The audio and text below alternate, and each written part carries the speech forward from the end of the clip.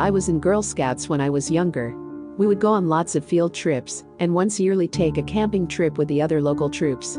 I live in the South, so the campground was on an old plantation.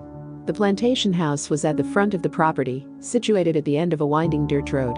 Our campsite was pretty far back on the property, with a trail through the woods leading to cabins. After we settled into our cabins, we ate dinner by the campfire, and our counselors told us the story of the family who used to live at the plantation. They had one daughter named Sarah. Sarah had apparently met an early death, and there were a few different rumors about how that death came about.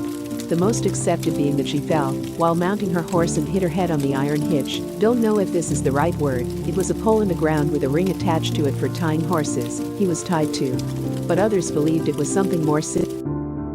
The next day our troop ventured up the trail to get a closer look at the main house. It was beautiful, surrounded by large moss-covered oak trees and tall swaying grass, a pretty typical southern plantation. There was the main house, an old stable, and a peculiar small white structure attached to the side of it.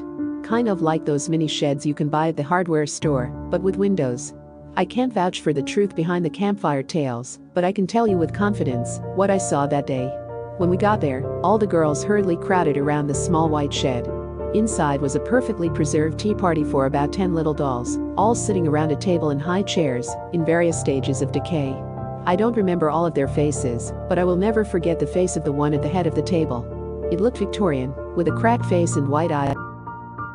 "That's the doll that killed Sarah," said one of my fellow Girl Scouts. She told me there was a campfire song about how the doll had stabbed Sarah with a knife in the middle of the night.